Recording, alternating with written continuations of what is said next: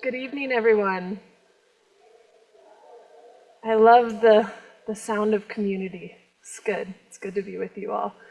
My name is Tami Landis. I'm the curator of post-war and contemporary glass, and it is such an honor and pleasure to be with all of you, especially for this event. Tonight we get to celebrate, we get to welcome, and unveil this year's Rakow Commission by Rongo Kirkwood. I first want to start by acknowledging that this museum is located upon the unceded seas territory of the Haudenosaunee Confederacy, of which Ono do Waka, the Seneca Nation, and the Gawainako, the Cayuga Nation are a part. The Haudenosaunee Confederacy precedes the establishment of this museum, New York State, and the United States of America. The museum acknowledges the oppressive history inflicted upon and the continued dispossession of the Haudenosaunee people.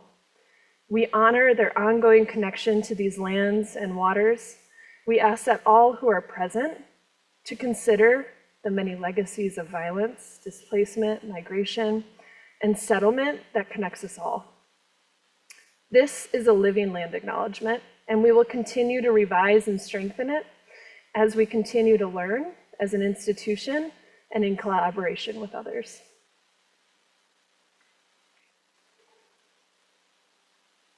This evening, the Rakow Commission. The Rakow Commission is an annual award that was inaugurated in 1986 by museum benefactors, Dr. and Mrs. Leonard S. Rakow, to promote the development of new works in glass. Over the course of the Commission's history, recipients have ranged from emerging to established artists from all over the world. Presently, the Commission is awarded to an artist who is not yet represented in our collections. I see the Commission as an opportunity to highlight and promote the work of an innovative contemporary artist to help us see glass in a new way. With that, it is a profound honor to award the 38th Rakow Commission to Rongo Kirkwood. Rongo's commission, titled The Seer, the Scene, the Scene, is a multi-dimensional installation that includes fused and blown glass and film. It is threaded into a deeply personal project for Rongo, and it is centered on ideas of being and becoming, the existential link between all things, and acceptance of the self on a journey for wholeness. And within all of that framework, there's presence, love, and grace. Rongo's practice in glass has stood out to me for many years. I can remember seeing one of her cloaks for the first time. That's my little one. So we all have grace for that. I remember seeing her work a few years ago for the first time in a show of a group show of work of kiln-formed glass. And the piece that I was fortunate to see carried a depth and a presence that I had not yet experienced in the material of glass. The work radiated a connection to a specific time, land, and space, as well as layers of the sacred, ritual, and the body. I left there dreaming a bit about the possibilities of glass, and I hope to one day work with Rongo to learn more about her practice and to see her work in glass, activated by the body within the gallery setting. Now here we are, and I'm honored for you all to experience the commission for the first time this evening. For this evening, we are first going to start by premiering a short documentary film that has been lovingly and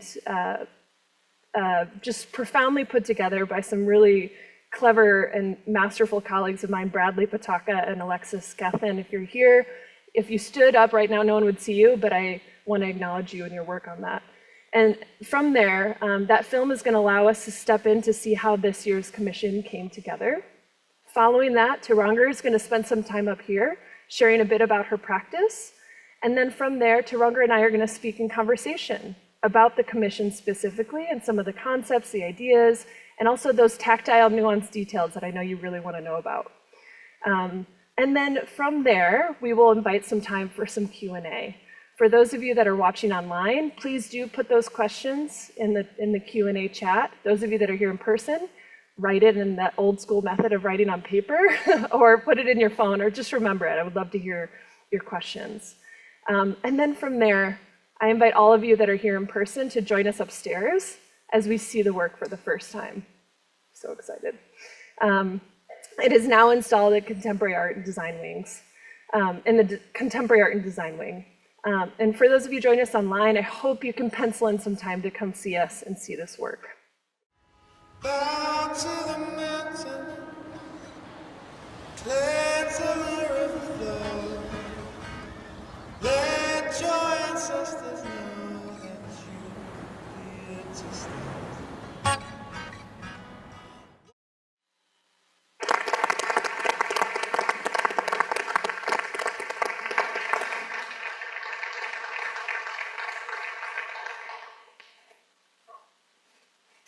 Tēnā koutou, tēnā koutou, tēnā koutou katoa.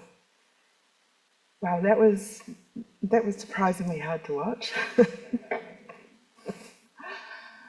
Oh, thank you very much for coming this evening. It is truly an honour to be here.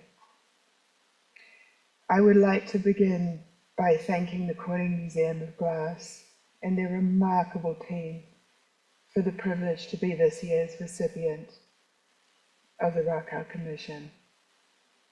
It is an honour that is humbling and inspiring.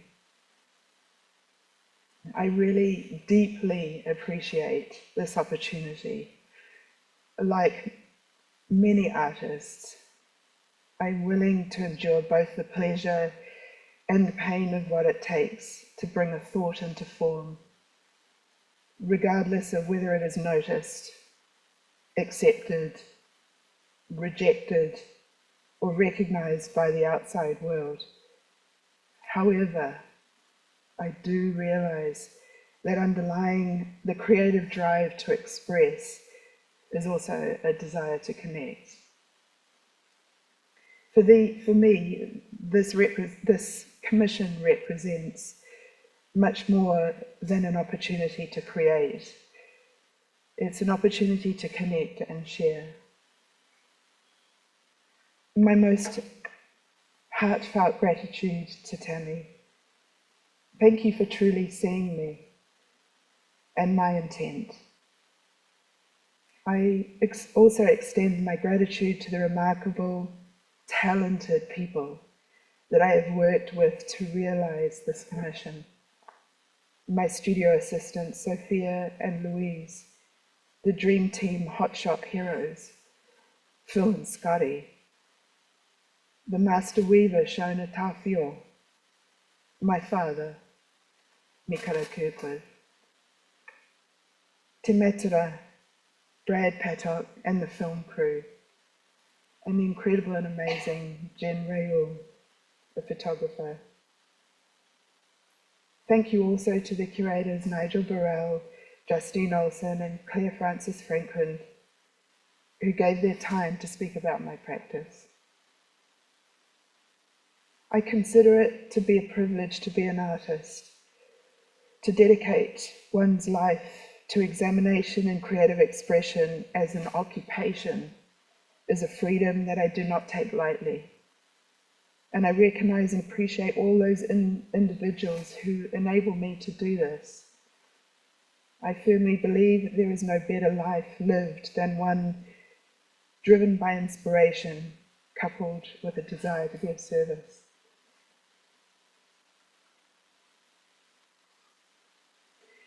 From the age of 7, my earliest memories of the things I loved to do most was draw, make patterns and make things with my hands.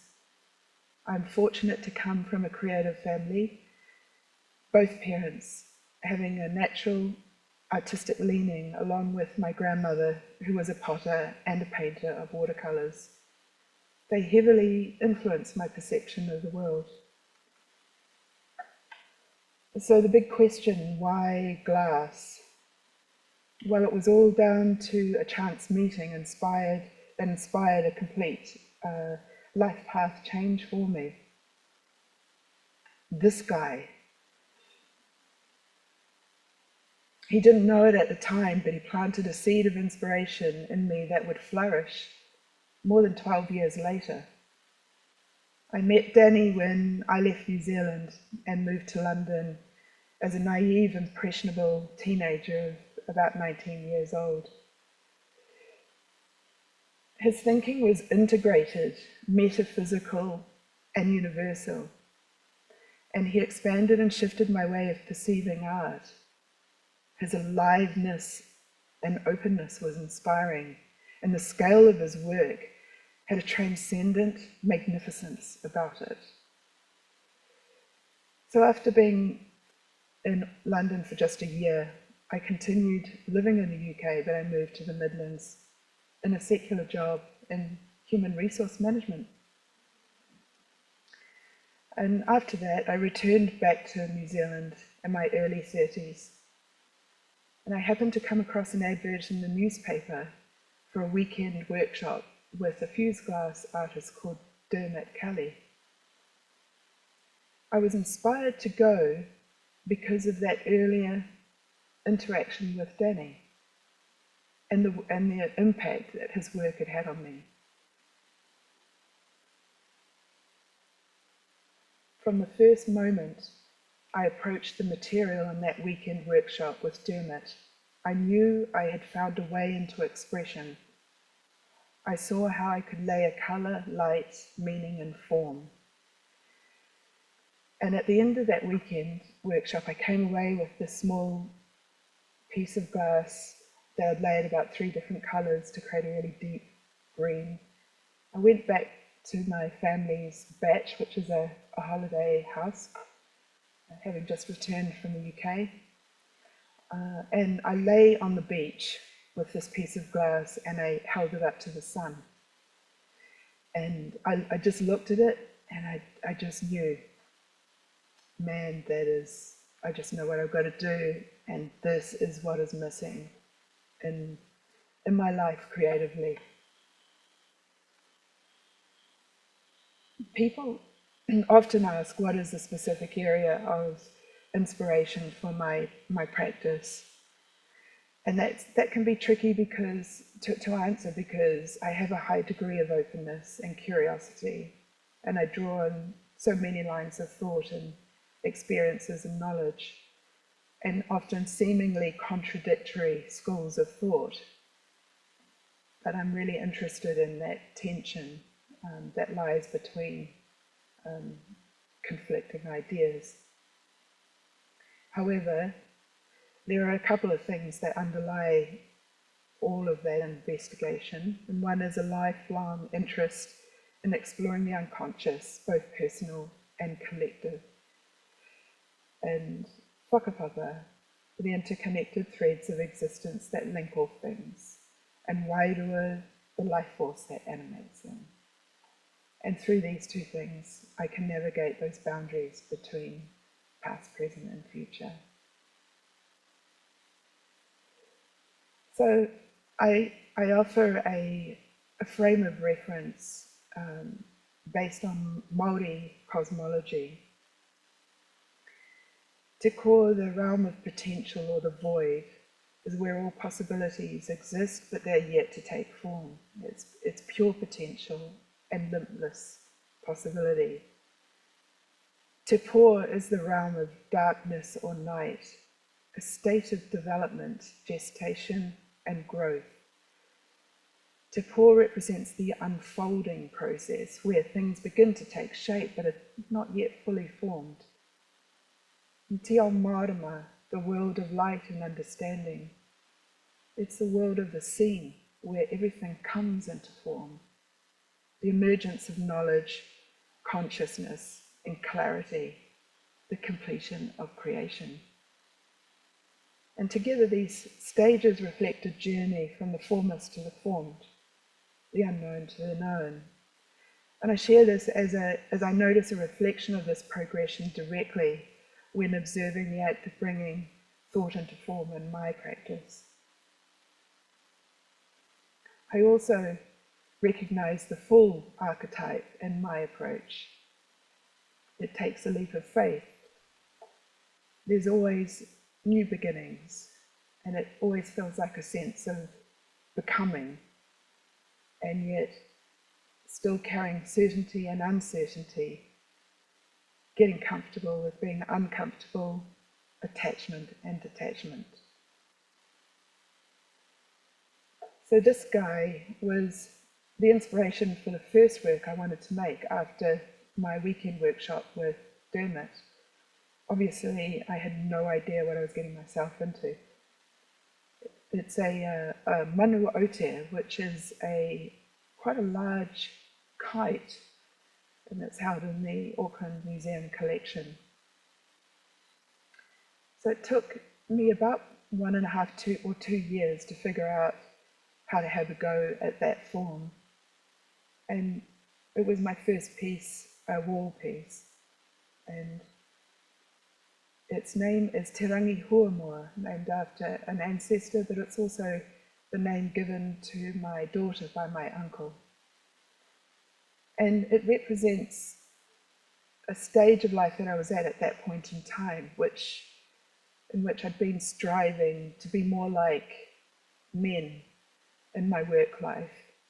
And this was a paradigm shift in my life where I fully embraced what it is to be a woman, both my cyclical and creative nature. And so you see here in her tummy, she has an egg of potential. And I'm also wearing 2 very old, finely woven cloaks from my uncle's collection. And they're very, in some areas, very bare of the feathers, and it would have been quite full of feathers when it was originally made. But that cloak sparked an appreciation for the tradition of weaving. And so from those early years, I started playing with different ways to incorporate weaving patterns into my work and trying to make them as big as possible. It's still in solid sculptural forms. And then the bird form would keep coming up as well in different symbolism. And eventually I had the opportunity to make my first series of cloaks that are inspired by the traditional cloak form. And Ka'awatea was a body of work that symbolized the journey of life through light and a personal exploration of the form, the Māori cloak form, but taking it from a ceremonial garment to a sculpted art object, where I used it to depict a journey through the cycle of life. Traditionally, the kakahu or cloak form was held in high esteem by Māori. A taonga or a treasure, an item of adornment that is passed down through generations. It was beautifully described in the text Ngā Aho Tupuna as a treasured artifact that has a persistent capacity to collapse genealogical space-time, allowing ancestors to remain in touch with their descendants through providing aho, or threads, that join layers of generational time. And so I used that form as a metaphor of a personal view of a life played out in significant and successive stages.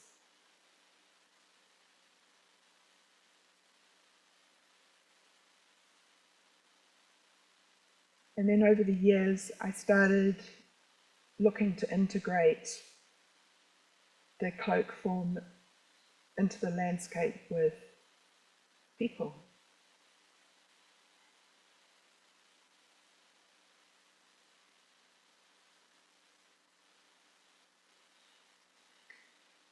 You can just see the slow development of different approaches to glass and different ways of trying to touch different storylines actually in each series. and still the bird form comes up.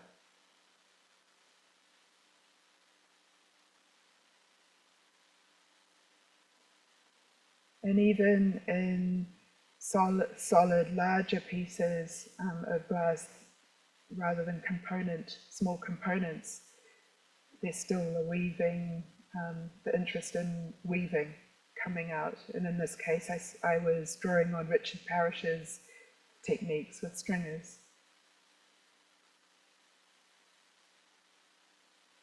Moving into celestial theme of more cosmology and ideas around that, and universal symbols such as the sun and the moon, and sound.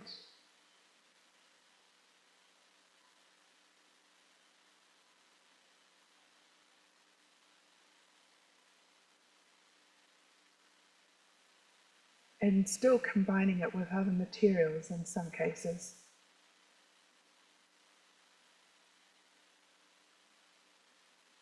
And then in more recent years, making the components bigger, but it's still being strung together.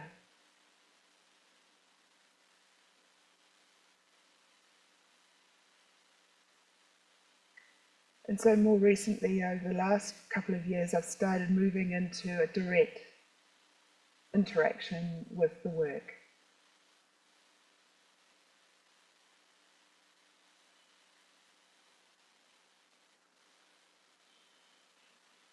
And then getting to play with wonderful glass blowers to explore vessels inspired by the traditional Māori puriho vessel. And why I wanted to interact with them is because the vessels themselves have a purpose and they're made to be used and experienced.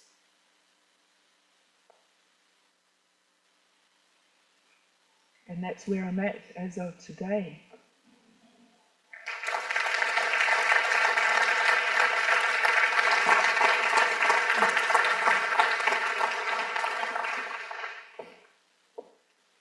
Thank you. It's good to dive in a bit to where you were, where you are now, and I think it adds so much to what we're going to see today.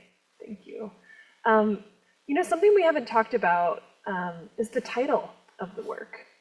I was thinking maybe we could expand a little bit. So the scene, the seer, the scene, 3 components. And I remember you sent me this beautiful email. I'm not going to share that with you all, but this beautiful, thoughtful email that just unpacked all the ideas, spiritually, philosophically, but a lot of it came through in a sense of the 3 states of perception that were related to the experience that you had with your father. I'm going to stop talking. I would love to hear you, expand a bit. Why this title? These ideas of perception and seeing. Yeah, well, I'll see if I can be coherent. The seer, the scene, and the seeing is actually quite an old reference. I think it's used a lot in different early meditative practices and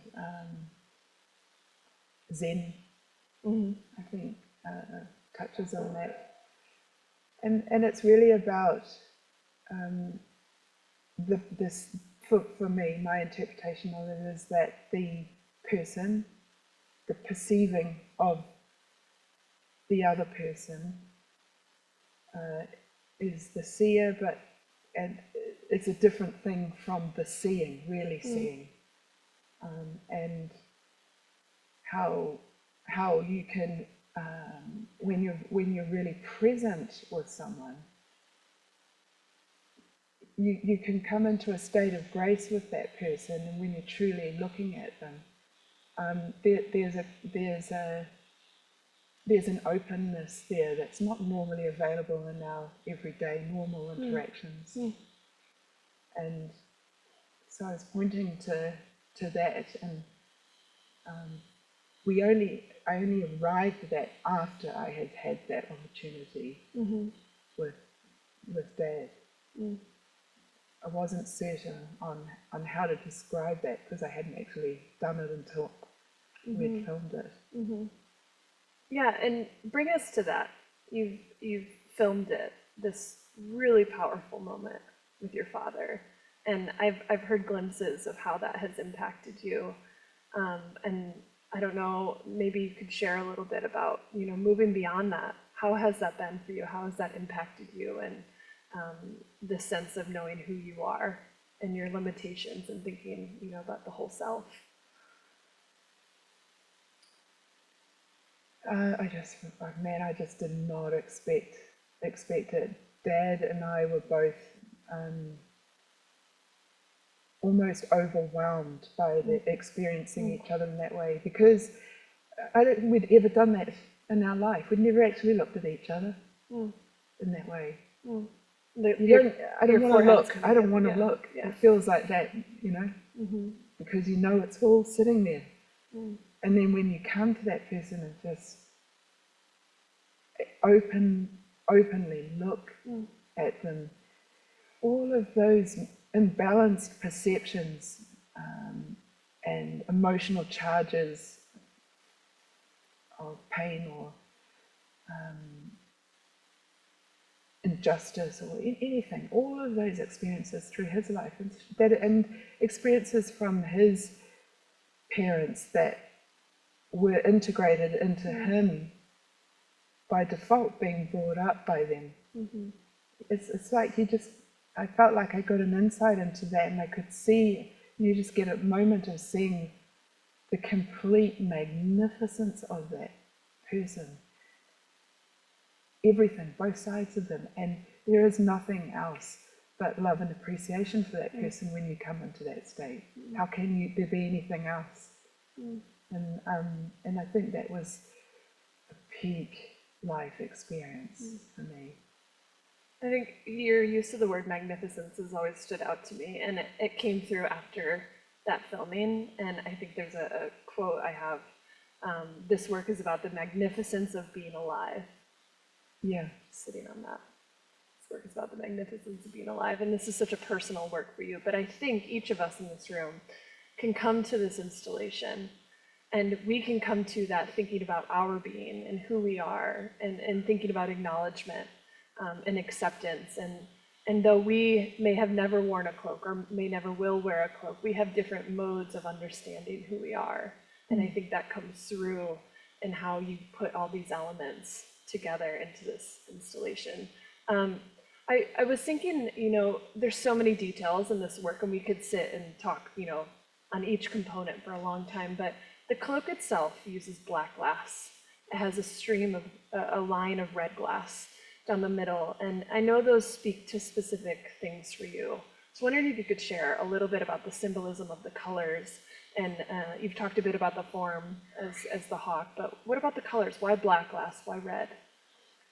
Well, red for me just symbolizes that connection to all other people, bloodlines. And the black glass, what I was talking before of that feeling of being in that state of being open to pure potential and possibility. And so I used it for that. I also used it to connect to that space, because where we filmed it, because that sand when it's wet is deliciously black. And so I just wanted to somehow connect to that through those colors. And that reminds me too, the location of this. I don't know if we've expanded on that. Why film in that location? Why be in that location? And why bring the sand from that specific beach? Well, aside from the fact that many of our ancestors have walked along that beach, that's an interesting thing to me in terms of placement of space and time and other people. My experience of that space there is a raw aliveness to the sea on that side of the West Coast. And I don't know, it just somehow speaks to me as the environment felt right for that expression. We could have gone into so many different incredible spaces, the bush, mountain tops, but that just felt like the right space. And you talked about, I mean, in the connection of the water, the vessel at the end, you utilized the water as part of this moment with your father as well, the passing of the cloak. And so that elemental experience is really significant too. Yeah, and it felt right.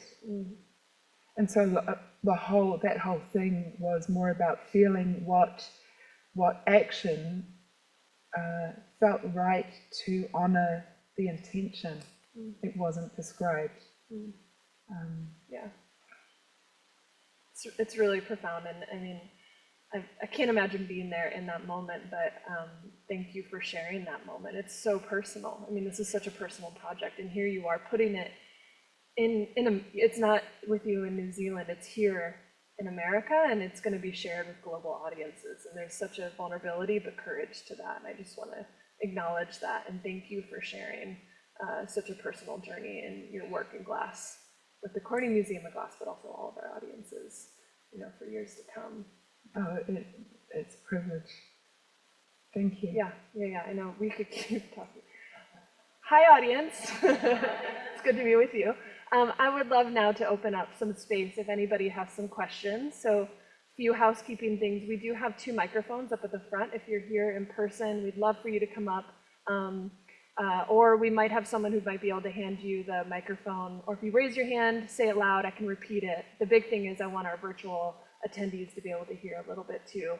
And then if we have any virtual questions, my fantastic colleague Reese will help bring those in as well. So if anybody has a question, I'm going to open my hands to you. I want to offer some space, and we will have time to talk a bit too up in the galleries as well. I see a hand here. Yeah. How much of the film was scripted versus just I'm going to repeat the question so the virtual audiences can hear that. How much of the film was scripted versus just happening? I don't think I got that second part right, but the scripted versus non-scripted is part of the interaction with your father. So the day before I went to see my dad, I'd had a conversation with him several months before, and he agreed to do it. But we hadn't worked out any specific thing. So I went and visited him, and we had a chat about it. And I said, look, I feel like it could evolve into anything, but I feel like us performing the greeting of the hongi would be in the middle, would be a great way for us to share each other's breath and acknowledge that. And then the handing over of the cloak. So we discussed those 2 things. And then when we got there on the day, it seemed to just take its own course and its own rhythm. And then afterwards with the vessel, that too, I just followed what felt right to engage with that, and the seawater. So not scripted really, a bit of a discussion about it, thoughtful discussion, and then the next day straight into this. Yeah. Thank you. Yeah, go ahead. I'll repeat it so our virtual colleagues can hear. seems like more towards glass that wasn't working with transmitted light, more reflective. And I just wondered, were the forces in there because you want to sort of separate the more apparent? I know there's a lot of surface separation. Or was it because there's no clear glass? So what was the decision for working with more glass to flex out? I think, you know what, I can't remember the exact reason why, but I remember when I was looking at it, I didn't want to get seduced by the color of the light. I know that sounds strange, but I wanted it to be very clean a clean expression, and I didn't want the transmission of light to distract from the meaning. So I made it solid and solid black and clean red for the cloak. And then when we were playing with, I had a couple of ideas for the vessel, and I was trying to reflect the elemental connection with the sand that I wanted to express. And again, transparent just didn't feel the right way to go, but I can't really remember any actual step-by-step decision on that one, apart from that feels right, that doesn't. I will say too that because you chose black and red, or more of this opaque, it reflects the environment. When you watch the film upstairs or in the future, it's going to be, you can watch it on your phone or computer. The piece reflects the environment, and to me, it's one of the more powerful parts during that passing with your father. Of course, apart from that idea of wanting black to go to speak to the black sand. The sand doesn't look that black when it's dry, but when it's wet, it's really, really black. Thank you. Thanks. Yeah. Hello. Thank you so much. I have questions, I guess, seeing your work in the gallery and just seeing, Indigenous practice or others move into museum spaces. I know there's a lot of conversation around that as kind of anthropological sometimes. I mean, there's a great book for everyone to know. Alfred Gell has the great book Art and Agency that talks about how, objects or that museums often take a passive approach to those kinds of objects, and that they, museums like neutralize the object, particularly when it's sacred or has a ritual purpose or whatever. And so I'm wondering if you can talk about moving your work or showing your work in museums, how the role of museums as institutions work with your practice,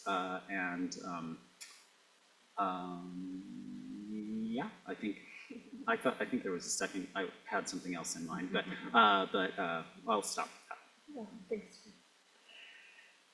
In New Zealand, the curatorial practices are very sensitive to Indigenous cultural ways of seeing things. So they seem, in my limited experience, beautifully handled and acknowledged and open. And I found that with Tami as well. Yeah, I understand that from recent conversations over the last few days that this is a challenging area, particularly in this country, and that it's a new thing. And I didn't realize that until we had those conversations with some of the First Nations people here. We really are, in a lot of cases, certainly the experiences I've had with curators, very well cared for. Yeah, I think the other part. Yeah, the other part there was like, how does the installation itself, right? You mentioned even the breath in the vessel, right? Like, so in what ways did you work with the install or the sort of, and Tami, you were referencing this already, with the reflection of the space around it, right? Which might activate it in another way, or like keep it a living object that had a function and that had a purpose, and that you don't lose, right? That the museum doesn't kill it, right? In some ways, right? That you have to keep it alive, right? Sure. Yeah.